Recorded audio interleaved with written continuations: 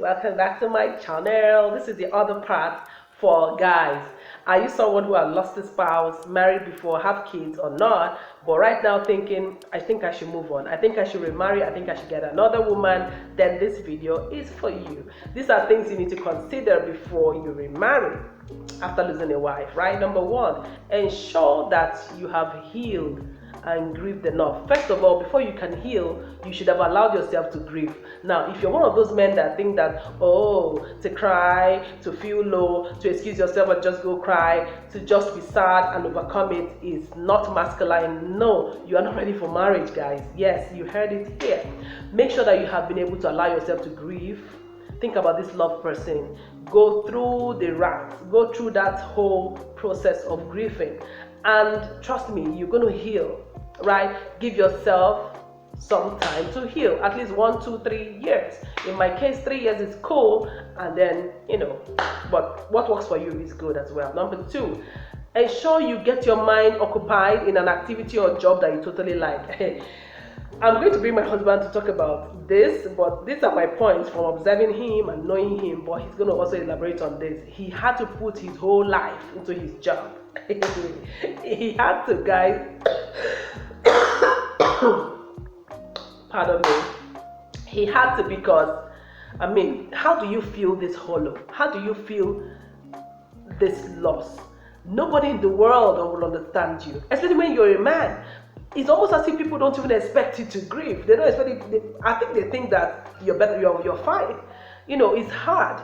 For him, it was very hard because not even family members could understand, could empathize, So you need to find something that you really love and pour your heart in there, right?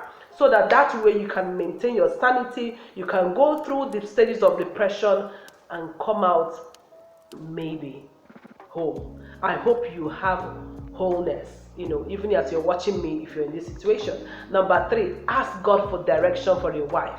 Hey, you're going to find out that you're going to be talking to a lot of women thinking, sometimes, just cowering pity, thinking that, oh, they should pity me and marry me and help me. They can see how I'm struggling with the kids or not. But you're going to be shocked that none of them, if they are not from God, you're going to run into more problems. And you don't want to add heartache to the one you already have. You have to ask God all the way. My husband would always say that it took only a few days after he genuinely went to pray and asked God that, I'm tired of asking. I'm tired, like I need you to help me, when, he connected with me. And for me, that's very instrumental. Go ahead and pray. Somebody made you. Somebody knows that you're going to go through this even before you were born. So why not allow him choose a wife for you? Yeah. Number 4 point is ensure to carry your children, if you have any, carry them along on this journey of getting them a new mommy. Don't just keep mom. Don't just keep quiet. Don't just go through it like you don't know and invite ladies over to your house randomly and then the children are wondering. No, let them know. Carry along with them. Pray with them about it. Ask them what they think about the new mommy. Find out if they are ready for that addition even, and it will save you a whole lot of heartache. And of course, the woman you're going to bring will also be better for it. Number 5, understand the difference between the ladies who are going to come around you when you're a widower and those who are there to help. You're going to have a lot of women trying to take advantage of you. It happens, right? It happens either way, right? Just because you're a single father, a lot of women are going to say, oh, he's doing a good job, he knows this, la, la, la, la. And they want to come there to just get what they can and get away.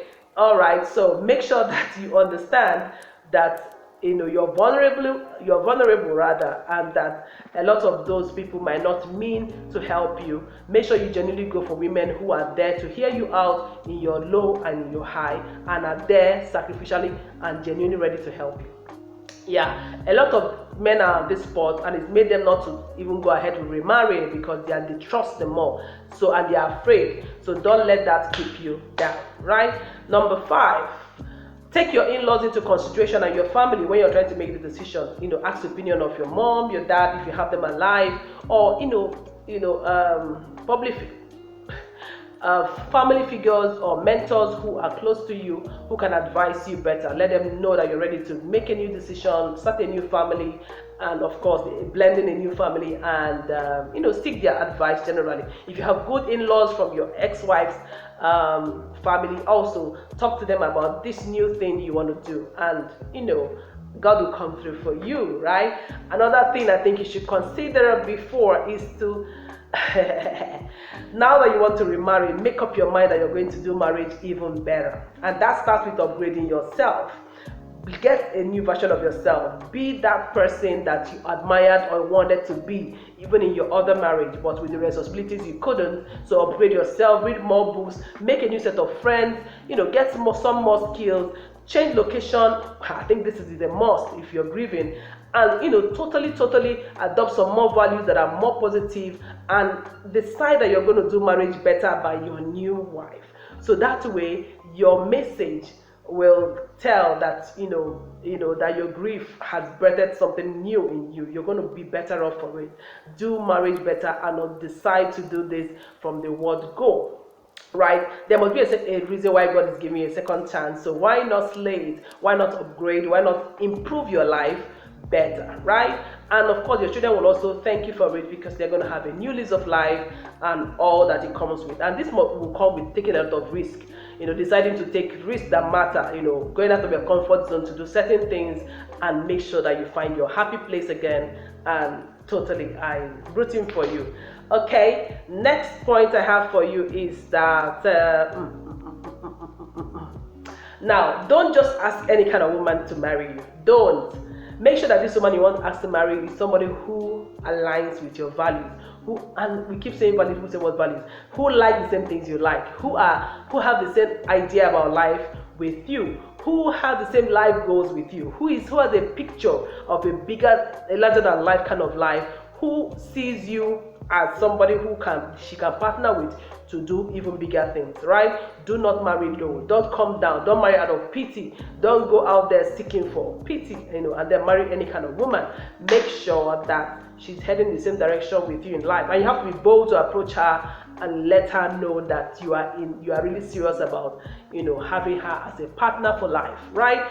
It took my husband 5 months, but he persisted, and yeah, we're totally loving it, right?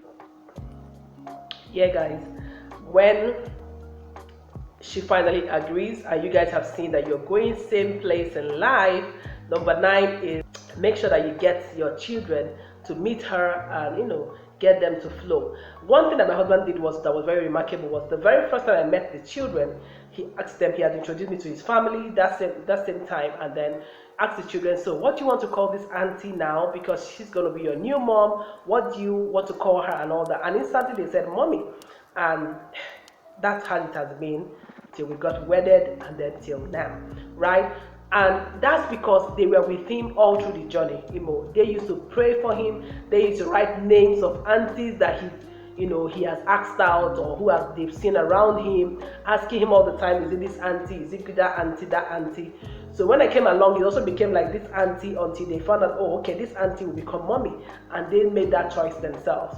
Get them up to date on time, and let them feel that, let them agree, let them as a family understand where you're heading to, where this new family is, how this family is going to run, basically.